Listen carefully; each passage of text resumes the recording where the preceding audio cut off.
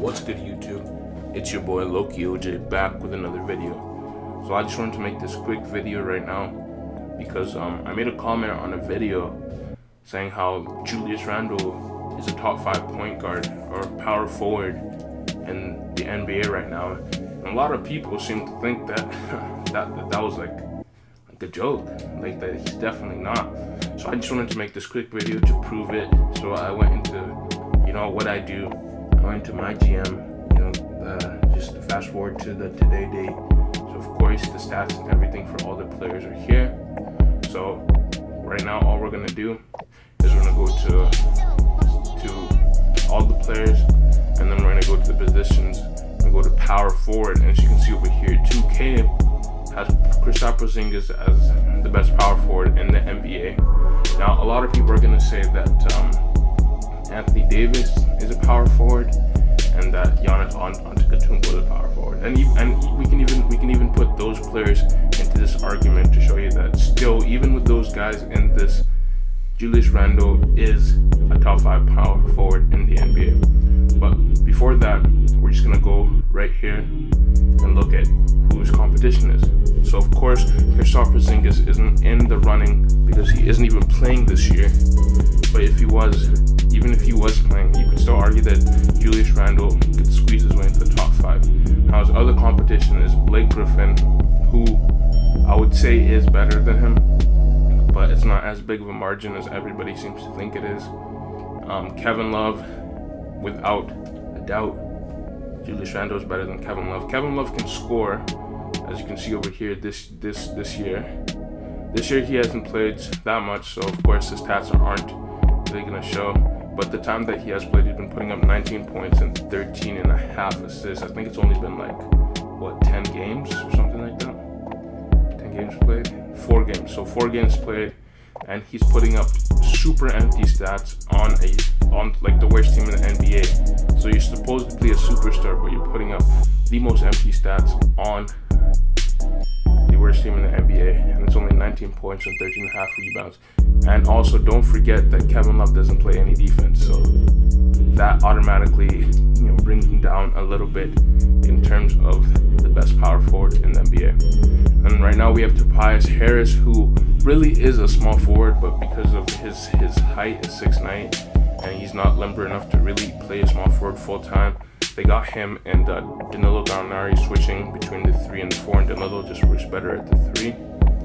And Tobias Harris has been working out a lot better at the 4. So the Clippers have starting out at the 4, and 2K has him rated as an 87 just because of his offensive capability. But really, when you compare him to Julius Randle, they're both putting up pretty much the same number, except Randle's is a little bit better on better efficiency. Well, they're both the same if you look at their true efficiency. As if you go over here to the per 60 minutes, the advanced stats, the effective field goal, is 57%, which is taking into account the free throws, 3-pointers, and everything put together, which in his true shooting is at 60%. And his per is at 18.7, but his stats that he's putting up right now is 21, 8, and 2.5, and Randle's putting up basically 20, 10, and 3. So who do you think is better there? And he plays better defense. And then of course we got LaMarcus Aldridge, who you could argue, but the stats are saying that Randle's playing better than LaMarcus Aldridge. And don't forget that Randle gets less minutes and less opportunities than LaMarcus Aldridge because he has to wait for Anthony Davis to get his touches, Drew Holiday to get his touches, and sometimes even Meritage to get his touches before he can get his. So he's super efficient when he gets his. But Aldridge has been putting up 20 points and 8.6 rebounds and 2.6 assists, but his defense has been subpar. My guy can't guard anybody other than a center, and a slow center at that. Nikola Jokic, if you watched Marcus Aldridge versus Nikola Jokic, he eats him up alive. That's ridiculous, man. And per 36 is 23, 9, and 3. And his per is better, probably because he's playing less minutes. But if if you just look at the eye test, I would put Randle above Marcus Aldridge. And then everybody likes to put in Draymond Green, that he's better than Julius Randle. Now, Draymond Green isn't better than any of these guys. Draymond Green, if he wasn't on the Warriors, he would be like an 80, not even, that's being generous, he'd be like a 77 overall. Because realistically, if you look at him, he is like, he's pretty bad, man. He can't shoot the ball, and the only reason why he gets so many assists is because of the players that he passes to. Like, it's not hard to push the ball up when you have no defensive attention on you. Everybody is not worried about you. Everybody is simply just worried about, you know, Steph, Clay, Kevin Durant, and now DeMarcus Cousins. So when you do that, there's no pressure on you. There's no pressure at all, and you have room to free roam, because your guy is basically sagging off at you so that they can defend the other offensive options that, of course, are harder to defend. Now, if we just go over here, go to scouting, and then go to the player comparison, and we look at Randle, and the first guy we're gonna do is just Draymond Green, because everybody likes to, you know, put Draymond Green in this conversation that he is one of the better players, or that he's a better power forward than Julius Randle. So if we go over here, Draymond Green, and then if we go to, first the basic information. Julius Randle is 6'9", Draymond Green is 6'7". He's got 20 pounds on him. His wingspan, even though they're both pretty short wingspan for like their position, Draymond Green, his is pretty big because he is 7 foot 1 inches, and he's only 6'7". Julius Randle, even though he is 6'9", he only has a 7 foot wingspan. It doesn't really matter because he makes up for it with his strength and size. Other than LeBron, nobody can play bully ball like Julius Randle. But that's not really what's important here. What's important here is if we look at the minutes per game, he's playing 29.6. He's putting up 19 points, 9 rebounds, 2 offensive, 7 defensive, and 78th. That's 78th in overall in the NBA and 30th overall in the NBA for scoring. Now, if we go to his position average, you can see he is 4th in scoring, 12th in minutes per game, which isn't that high. He's 2nd in rebounds. He's 2nd in all rebounds for his position. He's 4th in assists. So, as you can see over there, he's already top 5 in those key categories. You know what I mean? And that's usually what pushes you into the top 5 contention. But not only that, when you watch Julius Randle play, he can play defense. Like, he can defend for the 3 all the way to the 5. Maybe he's not a lockdown defender, but he can make up for it. So for those of you guys saying that Draymond Green brings defense to the equation, Draymond Green's been getting like buckets put on him this season. So I don't know if that's a good argument.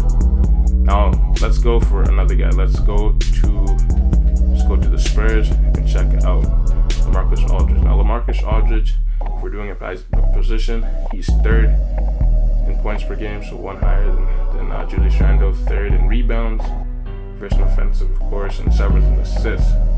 But he doesn't play defense anywhere near as good as Randle, so that's the main reason really why I would put him above Randle. And he plays more minutes.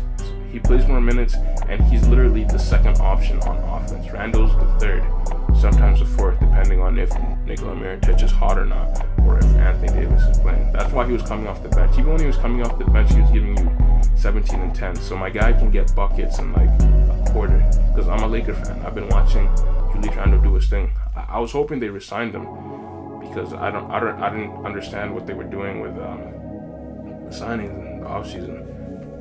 Like, you didn't have any bigs other than like Zubac, and you decided not to re-sign Randle on a qualifying offer. That never made sense to me.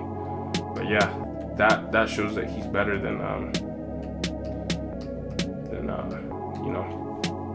Marcus Aldridge. And then of course Blake Griffin, stat wise, Blake Griffin is definitely better than Julius Randle. I would say, he's definitely a more versatile scorer. He's not as good of a defender, but on offense, he more than makes up for the fact that he can't do as good on defense. So that's one guy that you can give it to. And who else is it that people are always saying that he's not better than? Well, we can't do Kevin Love because he hasn't played enough games for his stats to come into play. But yeah, basically, I think I've made it pretty clear. Well, I'll put my my current listing of which players are the best right now in the position. And you know, just for argument's sake, we're gonna put Giannis as number 1 because he has been playing mostly power forward for the Bucks. So we got Giannis as number 1. I'm gonna put Blake Griffin as number 2 because there's no other power forward this year that's been playing as good as Blake Griffin. And then number 3 on this list, like honestly, I would put Randle because there's no power forward that's been playing as good as Randle this year.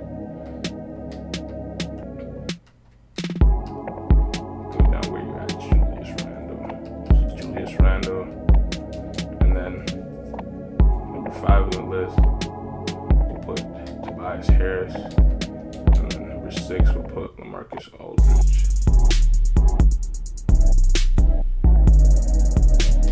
Where you at? Okay, guys. So this is actually my list.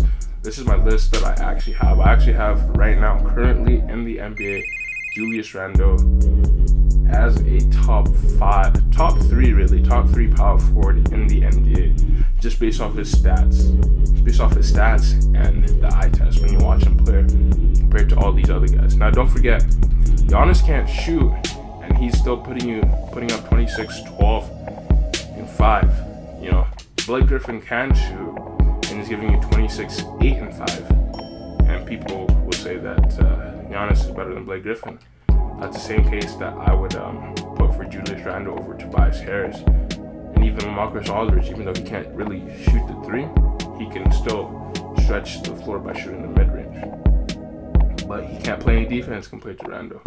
So yeah, that's a quick video that I made refuting what those comments were saying.